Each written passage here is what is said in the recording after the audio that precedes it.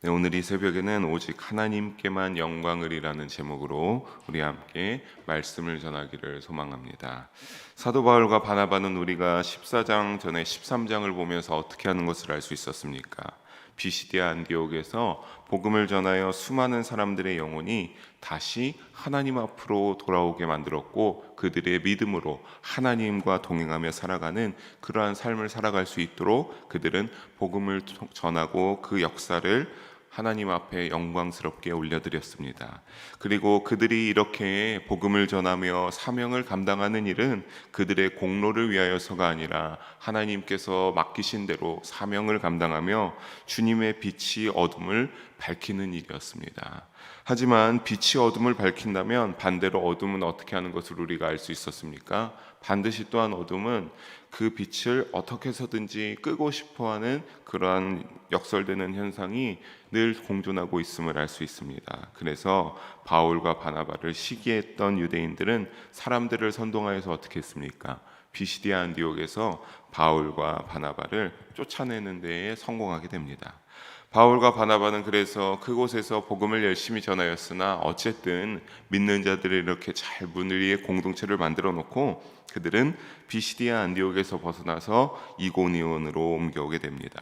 그래서 이 이고니온에서 복음을 전하다가 또 루스드라에 가서는 어떠한 한 사람을 걷지 못하는 사람을 만나 그 걷지 못하는 사람을 하나님의 권능으로 고치면서 그 이적을 보고 잘못된 반응을 보이는 이들에게 올바른 믿음의 자세가 어떠한 것인지를 가르쳐 주면서 그들에게 올바른 믿음의 자세로 살아갈 것을 알려주는 것을 우리가 오늘 읽은 본문 가운데서 알아볼 수 있습니다.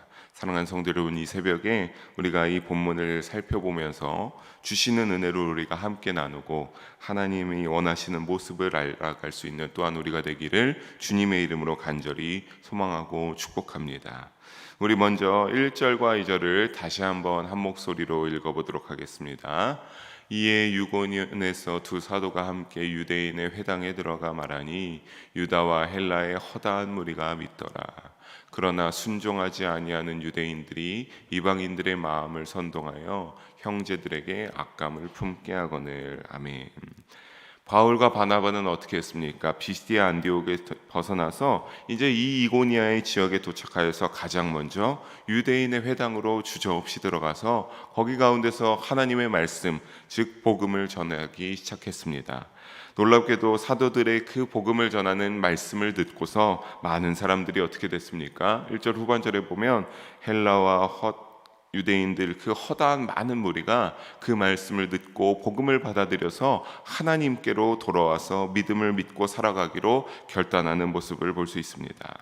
하지만 우리가 이전에도 비시디아 안디옥에서 바울과 바나바가 복음을 전할 때 이렇게 그 복음을 듣고 많은 이들이 하나님을 믿고 살아가겠다라고 결단하고 하나님께로 돌아왔지만, 그렇지만 우리가 말씀드렸던 것처럼 늘 복음이 있고 복음을 전하는 자리에서는 두 가지 현상이 생긴다고 말씀드렸습니다. 바로 무엇입니까? 이들과 같이 듣고 믿음이 생겨 이들을 환영하면서 복음을 가지고 믿음으로 살아가기로 결단하는 그러한 사람들의 모습이 생기는가 반면, 2절에 보게 되면 복음을 거부하고 대적하는 자들이 반드시 또한 존재하더라라고 하는 것입니다.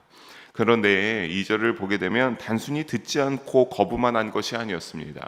그냥 단순히 듣지 않고 거부만 하는 것이 아니라 이 복음을 전하는 사도들에게 악한 감정을 가지도록 어떻게 했습니까? 듣는 이들의 마음을 미혹하고 선동까지 하는 모습을 볼 수 있습니다.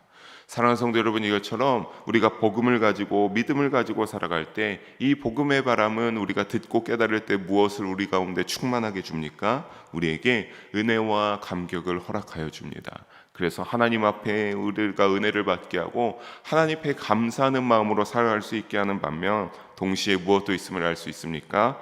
핍박의 바람도 존재함을 잊지 않아서 우리가 더욱더 그 가운데 지혜롭게 잘 헤쳐나가면서 견뎌나가면서 믿음을 지키고 살아가는 신앙의 여정이 되시기를 주님의 이름으로 간절히 소망하며 부탁드리겠습니다.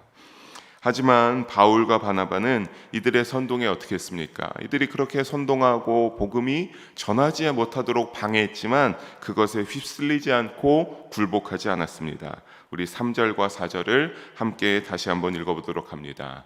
두 사도가 오래 있어 주를 힘입어 담대히 말하니 주께서 그들의 손으로 표적과 기사를 행하게 하여 주사 자기 은혜의 말씀을 증언하시니 그 시내의 무리가 나뉘어 따르는 자도 있는지라. 아멘. 끊임없이 어떻게 했습니까? 그들이 거기에서 자리를 피하고 굴하는 것이 아니라 복음을 왜곡하고 사도들을 폄하했던 그 믿지 않는 유대인들의 선동에 방해받지 않고 휩쓸리지 않았습니다. 더욱더 굴복하지 않았습니다. 끊임없이 주님을 의지하면서 어떻게 했습니까? 힘입어서 말씀을 전했을 때, 그럴 때에 그들은 담대하게 계속 복음을 사람들에게 선포하였습니다. 그러자 주님은 어떻게 했습니까? 그 바울과 바나바를 통하여서 능력을 행하셨고 3절 중반절에 보면 그들의 손을 통하여 무엇이 일어났습니까? 그 자리 가운데 복음을 듣고 믿음이 생기는 자들만 생겨나는 것이 아니라 그들에게 필요한 것들을 하나님께서 표적과 기사를, 이 바울과 바나바의 손으로 하나님이 표적과 기사를 일으키셨습니다. 그 빛과 어둠의 충돌 속에서 결국 그리고 어떤 사람은 선동한 믿음 없는 유대인을 따르고 어떤 사람들은 사도를 따르게 되면서 4절과 같이 그곳에서 결국엔 큰 소동이 일어나면서 믿음이 있는 자들과 온전한, 그러니까 어떻게 보면 올바른 믿음을 가지고 이 두 사도들을 따르는 무리가 생겨나고 선동되어서 잘못된 믿음을 따르는 그 두 무리가 이렇게 생겨나게 되었습니다. 사랑하는 성도 여러분, 우리가 여기서 알 수 있는 것은 무엇입니까? 언제나 사단은 우리가 믿음이 흔들려서 이와 같이 믿음이 없는 자들을 따라가서 그들이 기뻐할, 하나님과 멀어지게 하는 일들을 늘 우리에게 원하고 있다는 사실입니다.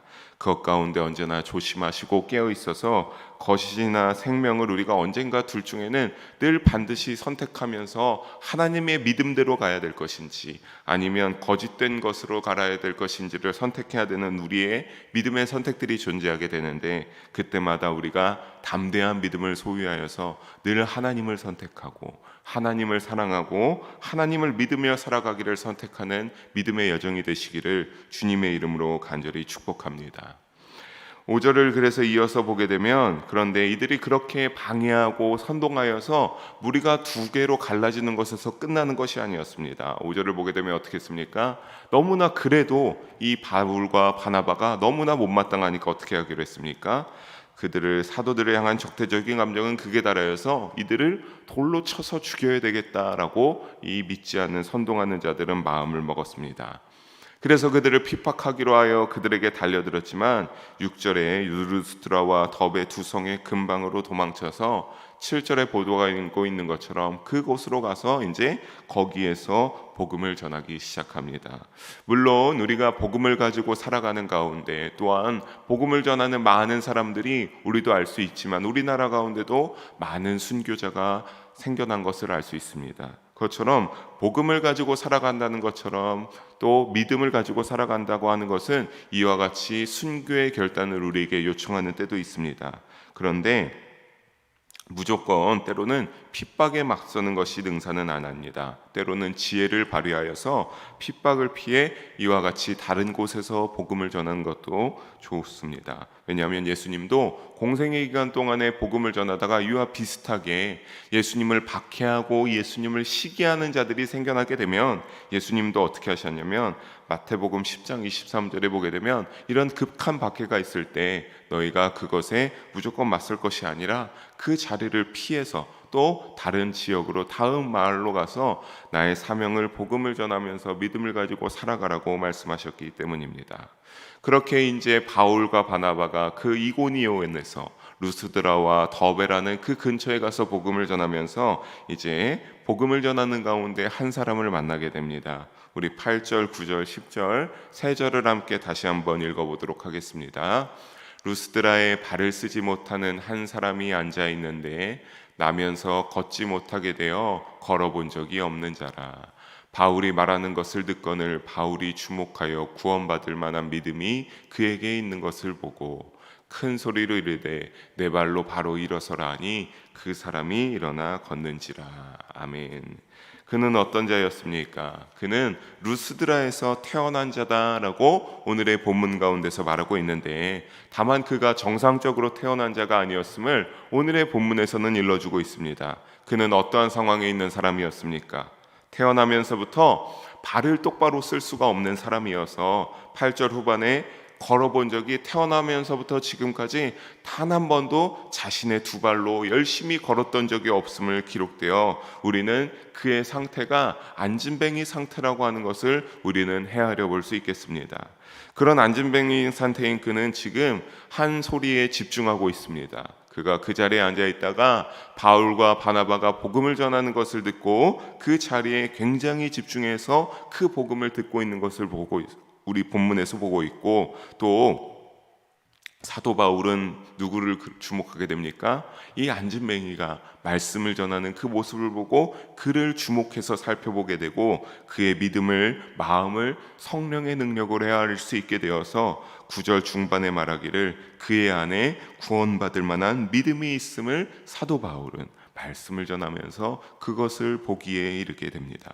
사도 바울은 그래서 그 믿음을 보고 그를 향하여서 뭐라고 말합니까? 큰 소리로 내 발로 바로 그 자리에서 일어서라 라고 외쳐서 그에게 명하자 그 사람에게 하나님의 능력이 임하여서 거기에서 표적과 기사가 일어나 그 사람이 어떻게 됐습니까? 그 태어나면서부터 발이 잘못되어서 걸을 수가 없었던 그 사람이 그 자리에서 즉시 일어나서 정상인으로 돌아와서 걸을 수 있는 그러한 역사가 그에게 일어나게 되었습니다. 사랑하는 성도 여러분, 우리는 여기에서 우리가 닮아야 될 믿음의 마음이 무엇입니까? 바로 그 안진뱅이의 간절하고도 복음에 집중했던 그 사모했던 마음이 우리에게도 닮아가야 될 줄로 믿습니다. 우리의 믿음이 오직 하나님만을 향하고 오직 하나님의 복음을 들을 때 우리의 마음 가운데 그 복음이 임하기를 간절히 사모하기를 바라시기를 주님의 이름으로 부탁드리겠습니다. 우리가 그 사모하는 믿음을 가지고 우리의 어려운 일을, 우리의 모든 고난을 가운 이와 같이 할 때 하나님이 어떻게 하십니까? 하나님은 그 간절히 사모하는 마음을 외면치 않으시는 줄 믿습니다. 하나님은 사모하는 마음을 가진 자에게 능력을 행하시고 기적을 일으키십니다. 하나님의 은혜를 사모하고 하나님을 의지하는 우리가 되어서 그 마음이 충만하여서 주님의 이름으로 우리가 주님의 살아계신 역사를 우리 역시 체험할 수 있기를 간절히 축복합니다. 우리 이어서 11절과 13절을 다시 한번 읽어보면서 본문을 보도록 하겠습니다. 무리가 바울이 한 일을 보고 루가오니아 방언으로 소리질러 이르되 신들이 사람의 형상으로 우리 가운데 내려오셨다 하여 바나바는 제우스라 하고 바울은 그중에 마르는 자이므로 헤르메스라 하더라. 시와의 제우스 신당의 제사장이 소와 화환들을 가지고 대문 앞에 와서 무리와 함께 제사하고자 하니. 아멘. 그 자리에서 안진뱅이가 일어나는 것은 얼마나 놀라운 일입니까? 또 그 사람이 태어날 때부터 루스드라에서 태어나서 그렇게 쭉 안진뱅이로 자라온 것을 주변의 많은 사람들이 그것을 잘 알 수 있었을 것입니다. 그런데 그 안진뱅이가 자리에서 일어나는 이적을 보던 사람들은 어떤 반응을 보이고 있습니까? 사도 바울과 바나바를 사람의 형상으로 온 신이다, 바나바는 제우스다, 사울은 헤르메스다 라고 말하면서 그들을 신격화하고, 또 그 당시에 제우스와 그 이방신을 섬기는 제사장은 소와 화환들을 준비해 와서 이들을 우상스레 여기면서 이들을 향하여 제사를 지내야 된다라고 합니다. 하지만 바울과 바나바는 어떻게 합니까? 이 기적의 공을 절대로 이렇게로라도 자신들이 원하지 않았더라도 이들이 자신이 공을 올리는 것을 절대로 금하고 하나님께만 공을 올려드립니다. 그래서 어떻게 하기를 합니까? 14절에 보게 되면 자신들의 옷을 다 찢고 이들에게 뛰어나와서 무리들의 어리석은 행위를 막아서면서 조금이라도 자신들이 영광을 받는 것이 아니라 모든 영광을 하나님께로 올려드릴 수 있도록 이들의 행동을 제지시킵니다. 그러면서 15절에 말합니다. 우리 15절을 함께 다시 한번 한 목소리로 읽어봅니다. 이르되 여러분이여 어찌하여 이러한 일을 하느냐? 우리도 여러분과 같은 성정을 가진 사람이라. 여러분에게 복음을 전하는 것은 바다와 그 가운데 만물을 지으시고 살아계신 하나님께로 돌아오게 함이라. 아멘. 자신들도 어떠한 사람임을 밝히고 있습니까? 우리가 너희가 말하는 것처럼 우리가 제우스다, 헤르메스다, 어떠한 그런 신으로서 우리가 인간의 몸으로 이 땅에 온 것이 아니라 똑같은 성정을 가진 너희와 동일한 사람일 뿐이다 라고 그들에게 말하면서 복음을 전한 이유가 무엇임을 궁극적으로 밝히고 있습니까? 우리가 이것을 하고 이 안진뱅이를 일으킴으로써 우리가 공을 얻고 너희에게 이렇게 우리가 신격화하는 어떠한 그런 제사를 받기 위함이 아니다. 천지와 바다와 만물을 지으신 하나님께로 너희가 돌아오게 하기 위하여서 우리가 이러한 기사를 일으키고 너희에게 복음을 전한 것이다 라고 말하고 있습니다.